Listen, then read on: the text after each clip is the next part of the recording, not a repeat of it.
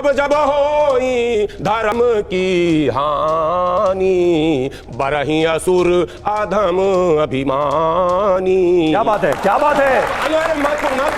तब तब धर प्रभु विविध शरीरा, हरहि दया निधि सज्जन पीड़ा।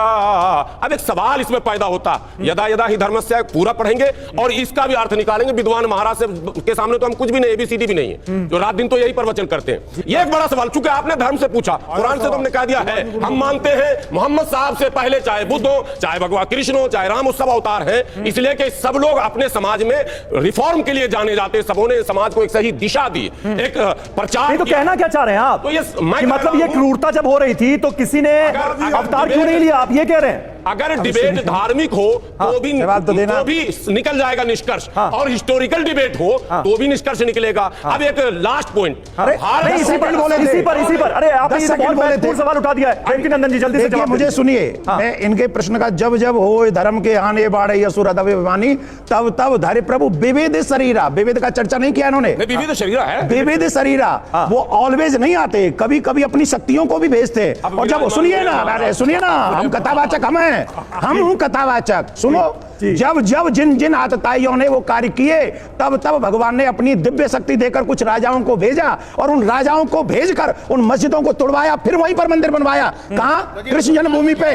पहले आपने मंदिर तोड़े, उसी जगह पर हमारे धार्मिक राजाओं ने तुम्हारी मस्जिद तोड़ी, और फिर तुमने मंदिर तोड़े, फिर राजाओं ने। ये इतिहास है कृष्ण जन्मभूमि का, सच हो गई। ये कृष्ण जन्मभूमि का इतिहास है। अब सुनिए मेरी बात। देवकीनंदन जी, ये सिलसिला तो गलत था ना, ये आप भी मानेंगे? क्यों गलत बंद होना चाहिए ना? ये पहले किसने किया शुरू? तो एक आजाद मुल्क है भारत। अब मैं बता देता हूं, 1947 के बाद, अभी मेरी बात एंड नहीं हुई, आप 1947 के बाद स्टेटस को मेंटेन करके रखना है, ये हमारे देश का कानून है। समीर जी, अभी अभी औरंगजेब के क्रूर अत्याचारों को समाप्त करने के लिए भगवान ने हमको और आपको भेजा है कि हम लोग निकाल के लाएंगे ठाकुर जी को। अच्छा ठीक है, इस दीजिए, यहाँ से कोई पूछना चाहता है, यहाँ से कोई पूछना चाहता है? कोई नहीं पूछना चाहता, उस विदेशी को भगाया। ठीक है। अच्छा देखिए, अरे ऑडियंस का सवाल भी तो ले लीजिए, सवाल ले लीजिए। आप बोल रहे थे अभी मौलाना साहब, हमारे मौलाना साहब सुनिए तो सुनिए जी, क्या कहना चाहते हैं? ऐसे लोगों को जेल में डालना चाहिए। हमारा इतिहास हमको पढ़ाया नहीं जा रहा है, तो हमारे लोग कैसे जानेंगे? इतिहास नहीं पढ़ा जा रहा। अभी देख लेगा आप कितने नाम गिना दिए उन्होंने। अभी आपने देखा दिल्ली में कितने रोड है, कोई महापुरुष के नाम से रोड है, कोई राम के नाम से रोड है? नहीं है ना। क्यों नहीं है? क्योंकि हमें हमारे कई जगहों पर है, कई जगहों पर अब हुआ है ना, जब आवाज उठाइए। और पहली बात, जब इनको ये बोल दिया है कि हम पूरा खर्चा उठाने के तैयार है, आपकी मस्जिद को तोड़िए, अगर हमारे केशव देव है तो हमको क्यों नहीं दे रहे हैं भाई? इनकी क्या इसमें है? हम पूरा हाजी साहब, हमारे आराध्य है वो। हाजी साहब जवाब दीजिए, दिक्कत क्या है? देखिए, दिक्कत की आपने भी बहुत अच्छी बात बताई कि वो SI प्रोटेक्ट जगह है जी। दूसरे के ये कानूनी पहलुओं का काम है, ये ना हम तय कर सकते, ना ये गुरुजी तय कर सकते उस मसले में। क्या ये अगर इन्हें लगता है, ऐसे सबूत है इनके पास, तो जाइए कोर्ट, ये रोज हमें अदालत में जाइए। प्रोफेसर पासवान, यही रास्ता है ना, फिर अदालत का दरवाजा खटखटाना होगा ना? एकदम। अगर कल को मैं कहूं कि इस जमीन के 200 नीचे जाइएगा तो मेरी एक संपत्ति पड़ी है जी, आप क्या कीजिएगा उसके बाद? खैर, लेकिन इस सारे मसले पे जो हिडन एजेंडा है, इस सबके पीछे जो राजनीति, मैंने कहा पहले कि धर्म और राज सत्ता का समन्वय, कि आम जनता के जरूरी मुद्दों से ध्यान हटा करके और दूसरे गैर जरूरी मुद्दों पे बहस चलती रहे। एक उदाहरण हमारे सामने है। जी, आप बड़ी महत्वपूर्ण बात करें। आप कह रहे हैं इसके पीछे कोई ना कोई हिडन एजेंडा है। ये बताइए समीर जी, क्या ऐसा मुमकिन है क्या? इसलिए इस मुद्दे को तूल दिया जा रहा है कि भाई सारे मामले तो चल ही रहे हैं, उधर शाही ईदगाह वाला मामला भी चल रहा है, कृष्ण जन्मभूमि वाला चल रहा है, काशी विश्वनाथ वाला चल रहा है, ज्ञानवापी वाला, और अब एक और मामला हो जाए। नहीं, मुझे नहीं लगता। मुझे लग रहा है कि ये हिडन एजेंडा कहकर जानबूझकर के इन मुख्य मुद्दों से ध्यान भटकाया जा रहा है।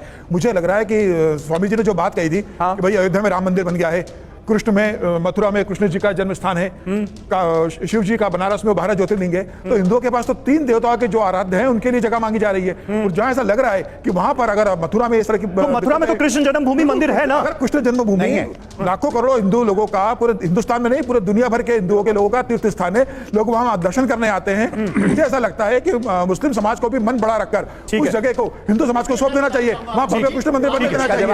कोई मुसलमान पूजा करने वहां जाता है या कोई जाता है, नमाज पढ़ने जाता है। मुझे लगता है इस मुद्दे को नहीं, अयोध्या मसले का हल तो कोर्ट से हुआ ना, अयोध्या मसले का हल तो कोर्ट से हुआ। हाजी साहब ठीक है, स्वामी जी आप सब एक मिनट हाजी साहब बता रहा हूं मैं मथुरा का। मथुरा में आज से 65 साल पहले मामला जो था यहाँ इन दोनों पक्ष पार्टियां बैठी और मुसलमानों ने अपना बड़ा दिल दिखाकर अपनी जगह दे दी और मंदिर भी बना वहां पर, मगर आज भी उस मुद्दे को फिर उठाया जा रहा है। ठीक है स्वामी जी, इसीलिए स्वामी जी आपके, ठीक है हाजी साहब समझ गए, कोई विषय नहीं होगा जिससे कि विभाजन हो। अरे हुजूर समझ गए। स्वामी जी अब आपके हिसाब से सोल्यूशन क्या है, हल क्या है मसले का? अधिकार खोकर बैठे रहना यह महादुष्कर्म है। न्यायालय से अपने बंधु को भी दंड देना धर्म है। 1200 वर्षों तक यहूदियों ने संघर्ष किया, तब जाकर उनका देश मिला। और हम अपने पूर्वजों के हाथी और संस्मरण को सजोने के लिए प्रयास करें तो हम अपराधी हैं। तो आप कहना क्या चाहते हैं, होना क्या चाहिए? मैं कहना चाहता हूं कि राष्ट्र हिंदू राष्ट्र है और जिन जिन जगहों पर हमारे आस्था को दबाया गया है वह हिंदुओं को सुपुर्द किया जाए। ये कौन तय करेगा? ये कौन तय करेगा कि ऐसी कौन सी जगह है? न्यायालय करेगा। तय कौन करेगा? सरकार तय करेगी, ठीक है, न्यायालय तय करेगा। ठीक है वेदव्रत जी जल्दी से। लगभग 1000 वर्षों का इतिहास गुलामी का इतिहास है। जैसे आपने कहा दिल्ली सुल्तान से शुरू होता है, वहां से जो है ऐबक से लेकर के इधर मुगल और उसके बाद फिर अंग्रेज।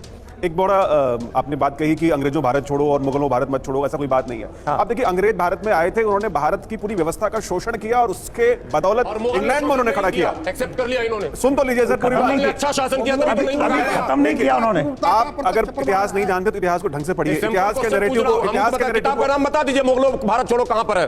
अरे तो मुगलों क्या उसके पहले हजार लोग कुषाण, आप मुगलों से पहले क्यों नहीं? कुषाण भी भारत में आए हैं, यहाँ पे शक भी आए हैं, पार्थियन भी आए हैं, तो वहाँ किताब में नहीं लिखा है, वहाँ पे नहीं लिखा कि कुषाण में यहाँ पे भगाने के लिए भी मुगल को साथ ले लिया आपने। पार्थियन भारत छोड़ो। अरे आप पहला गदर किसके नेतृत्व में लड़ा गया सर? उपनिवेशवाद जब 1857 की पहली लड़ाई किसके नेतृत्व में? एक वैश्विक परिदृश्य में देखना पड़ेगा। ये आर्थिक मामलों में देखिए, आप सुन लीजिए, ठीक है, बात भी नहीं पूरी करने दे रहे हैं। ठीक है, देखिए मेरा ये मानना है कि ऐसे जो बहुत सारे विवाद हैं और निसंदेह पूरे भारतवर्ष में हजारों लाखों की संख्या में मंदिर, जैन मंदिर हो, बौद्ध मंदिर हो, हिंदू मंदिर टूटे हैं। सवाल इसका है कि आज हमारे पास क्या इसका सोल्यूशन क्या है? आज क्या है?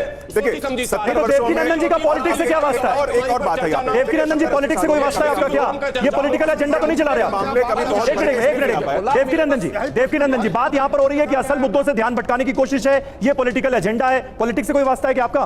देखो मुझे दो बात कहनी है। हाँ, और आप यूथ बैठा हुआ है ये तो सुनेंगे नहीं। हाँ, क्योंकि इनको तो कुर्सी चाहिए, सीट टिकट विकेट चाहिए कहीं से। ये आपको नहीं इनको मैं बात कहता हूं। ठीक है, अच्छा राज्यसभा भेज दिया जाए भाजपा, हम लोग रहेंगे साथ मुखर हो गए। और चलो हम एक बात बता देते हैं जी। जब कोई भी धर्मगुरु धर्म से संबंधित बात करता है, हाँ, तब उसे ये कह के कि इनका हिडन एजेंडा है, ये राजनीति में आना चाहते हैं, ये फलाना ये नेता बनना चाहते हैं, ये कहकर उनको पीछे कर दिया जाता है और उनका मनोबल तोड़ दिया जाता है। अब ये बातें हो चुकी हैं पुरानी। ये बात कम से कम देवकीनंदन पे असर करने वाली नहीं है। लेकिन देवकीनंदन जी आप गलत दरवाजा क्यों खटखटा रहे हैं? कौन सा ऐसा ही प्रोटेक्टेड मॉन्यूमेंट है वो मस्जिद जिसका आप जिक्र कर रहे हैं, बेगम मस्जिद, तो आपको सरकार के पास जाना चाहिए, पहली अपील वहां होनी चाहिए। आप कह रहे हैं मुस्लिम धर्मगुरु जो है वो ये मस्जिद आपको सौंप दें, वो सौंप सकते हैं क्या? क्या वहां सरकारी कर्मचारी उस मस्जिद को संभाल रहे हैं?